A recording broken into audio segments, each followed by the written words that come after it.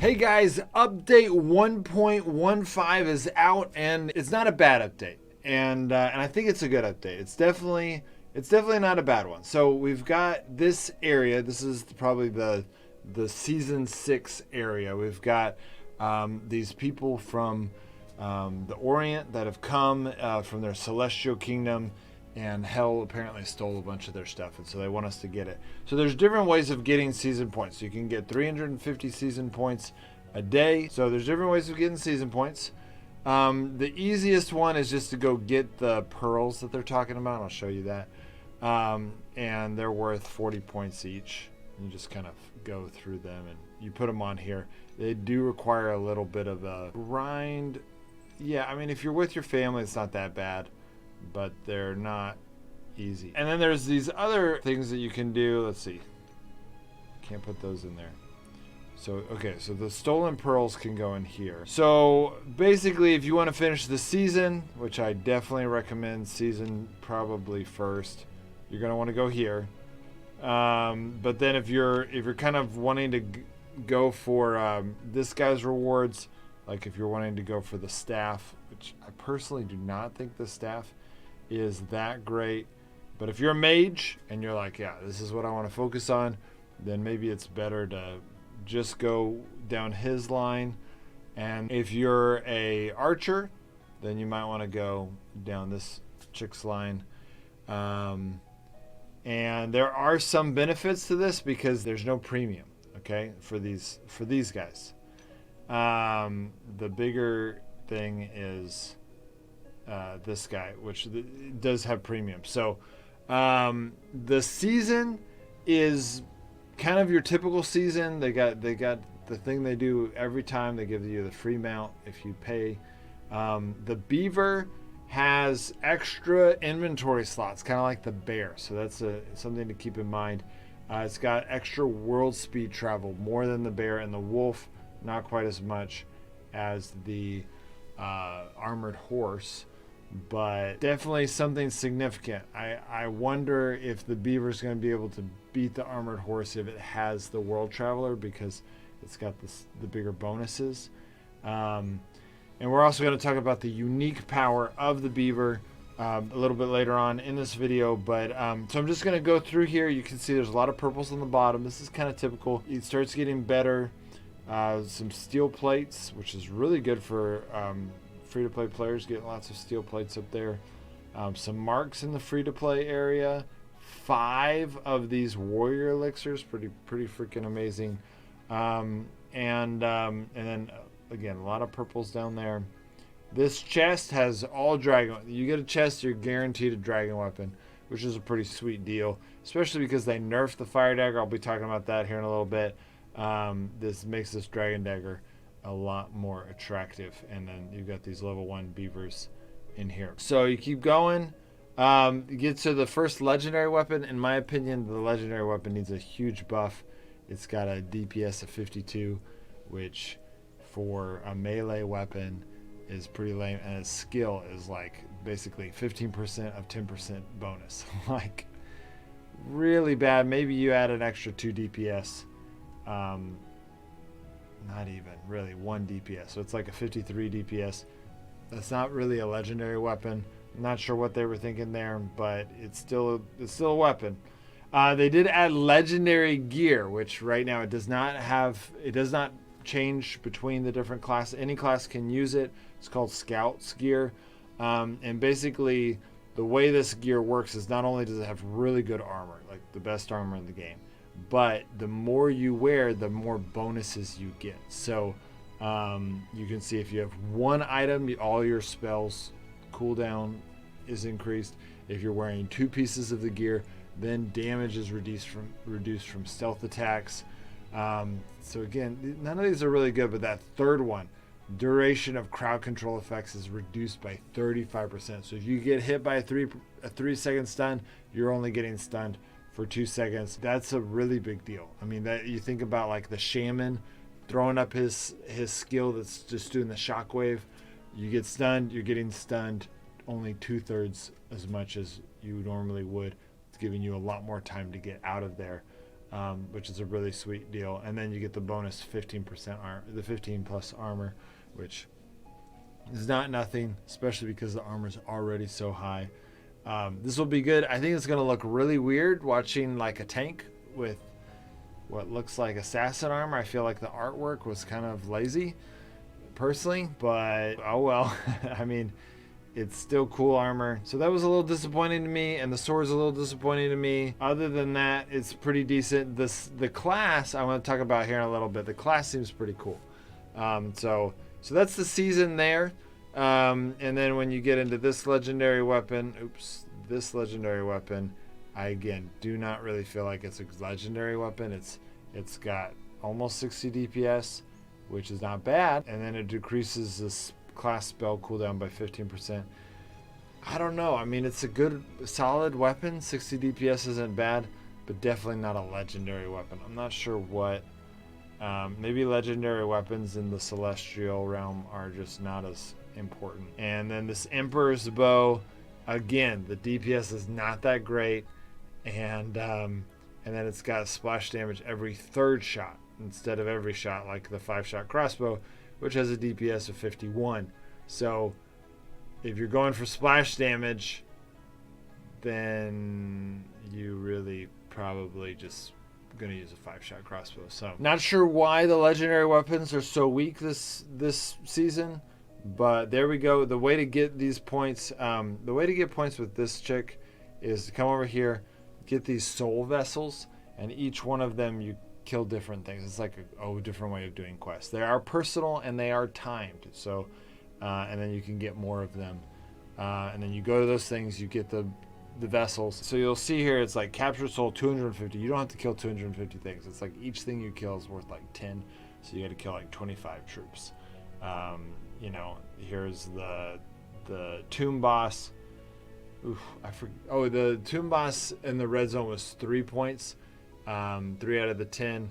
I think a yellow zone is 2 points, and so that's you killed 1 red, 1 yellow, 1 red, 1 yellow, and you got enough. And then the giants were given like 15 points each. So it's not hard. It's not hard to fill these up.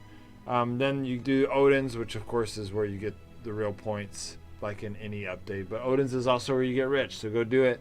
And then you've got the Immortals, and this is really interesting information, guys. It says can be filled by killing souls of Immortals killed in desperate foothills.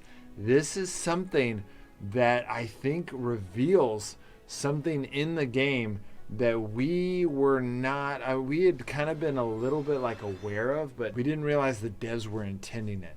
But what we're realizing is the reason why you're finding more PvP in Desperate Foothills is because it looks like the devs are designing the Desperate Foothills to be the PvP zone. Like, you're less likely to get a bot zone. You're more likely to get matched with, people. I don't know. I don't know if they're testing matchmaking stuff, but Desperate Foothills is where the action's at. We already knew that, but now we're getting an insight into the way the devs are thinking. It seems like the devs purposely planned that. We just discovered it, but it looks like the devs purposely planned for there to be more PvP in that scenario. Okay, so there's a few things I want to cover up here. So the Occultist is the new class. It's a light armor. So generally light armor means more damage, but squishier. And that kind of applies here, kind of. So it's got the extra flash damage that's going to go up even more when you get to level 4.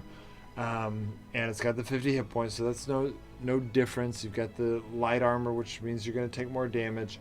I'm going to go backwards here.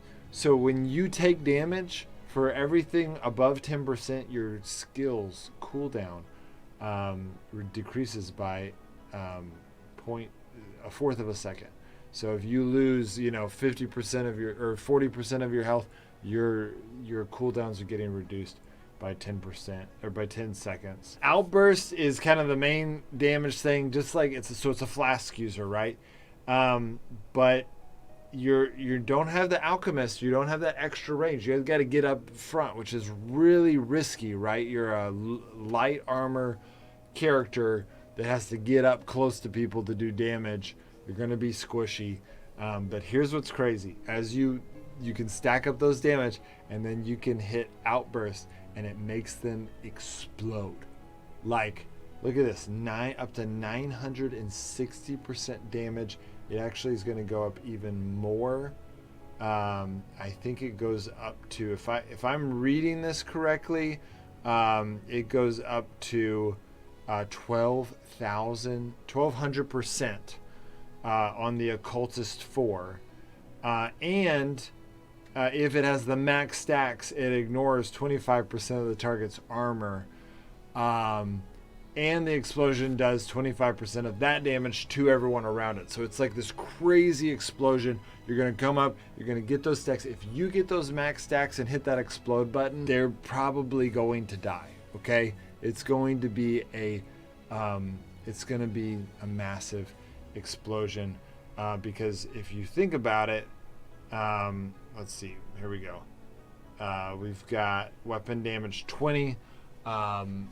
20 times, you got your 50. Okay, so think about it, that explosion's gonna be like 360, 400 damage. You've already gotten 5 stacks of damage on them. You've already done quite a bit of damage. That's gonna be a pretty big explosion, 360 damage. Not to mention if you have dragon armor or any other bonuses, that's gonna go up as well. And then level 4 is probably going to have even more bonuses. So we're probably looking at like 500 damage just to burst an explosion. So it's going to be hard probably to get those 5 stacks of damage on someone because you're going to be squishy. You're going to be light armor. You know, people are going to know, hey, we just got to kill this person. But if you pull it off, you're going to explode them. And if there are teams around them, it's going to damage them too. So it could be a big game changer. The reason why this, you might be like, you're never going to be able to pull that off. Well, that's where this other skill is pretty ridiculous. Ghost form, it allows you to transform into a ghost. You receive 80% less damage as the Occultist 4.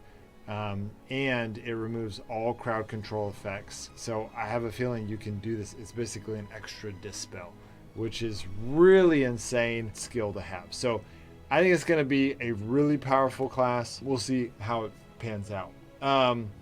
Okay, a few other changes. I'm not going to go into all the balance changes in this video. I want to show you guys the pearls. But the assassin was nerfed, or the assassin itself was not nerfed, but the legendary dagger was nerfed, and the fire dagger was nerfed, which I'm actually kind of sad about. They nerfed it all the way down from 5 times damage to 3.5 damage. I think that was too aggressive. I think they really needed to nerf the legendary dagger, but they nerfed the fire dagger as well. Hopefully they know what they're doing. I don't know. I think it's going to really affect the rogue and the bandit. Well, actually, it won't affect the bandit. It'll affect the rogue and PvE. So maybe it's not that big of a deal. They did do a few other things. They did not nerf the Thrasher, which we're hoping that before this OBT comes out, they do something with the Thrasher, or at least that they fix the stun trap, stun locking, because that's a huge issue in Frostborn right now. We need to fix stun locking because it just, you know, the Thrasher, anyone who's decent at the Thrasher can lock someone down for 10 seconds at a time. They nerfed the Druid, which I'm not sure why, but I'll talk more about that in a video upcoming here soon. The biggest thing is that they buffed the Ice Mage. So this is huge, guys. Look at this. This now does 175% weapon damage and slows the enemy by 40%. Deals 100% more damage to Ice Path. You already do 50% extra damage to Ice Path. It's pretty insane. It's like a big burst of 300 damage. It's like, or 280 damage. Not quite as much as the explosion, but it's easy to do it. You get the Ice Path, you throw that bolt, you instantly just knock down probably half of their health. Just like that. It's going to make the Ice Mage back into play, which is really exciting. I think they fixed the Ice Mage. I think we're going to see it in play a lot more now. And then the last thing that they buffed is the Illusionist. The blink can now be done even if you're stunned. It's like a free dispel. The blink. So the Illusionist is now going to be a very powerful PvP character, which is how it was designed to be. It was designed to be a PvP character. That one change is going to drastically change that character. So it's a big deal. I'm very happy with what they did with the Ice Mage and the Illusionist. They really buffed it, and then they nerfed the Assassin, which was the thing we really were wanting kind of more than anything. Okay, I am looking for, there it is. I found it. Okay. Okay, so this, oh my gosh, why am I still an assassin? So I'm the Ice Mage now. I'm going to show you this little burst of damage. Alright, so I throw, oh my gosh, what is happening? Okay. Is that a bot?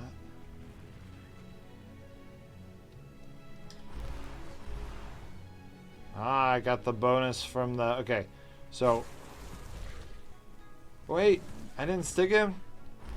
I'm sorry, guys. This is Okay, so that just showed you guys the Immortal one. Man, okay, so this Immortal one's pretty easy to do. You really just kill 3 enemies here in this zone, and you're going to get it. I don't know if it's going to be easy to match with friends that can just, like, you know... But look at that, 283 damage from that burst. That is what I'm talking about. It is going to be a big game changer. Now I am using the weapon that has a higher damage than the Rastaff, and so it does more damage. The Rastaff just like does 200 damage, so you got to kind of factor that in. Ice Mages are probably going to use it. So I'm going to hit release. And you can see here that there's waves, and it's like 15 waves, and you do not have to sit in the circle. It does not reset. You can come in one at a time, and now they do all come at you like this, but you can then run away, heal up, refresh, all of that stuff. Once you do it, once you finish all the waves, then you will get a pearl, and when you get that pearl, you'll be able to get the, you know, the 40 points for the season points, or the 40 points for that other guy's line, to be able to get the mage gear. So that's it. That's the update in a nutshell. That kind of covers all of the basics of it. I hope you guys enjoy this video. I'm going to have more videos coming out with each different thing. Hopefully some PvP of the new class. We're going to just kind of go all out in this update. But that's it for this. That's kind of the overview of Season 6. And like I said, it's not a bad update. All right, guys. See you next time.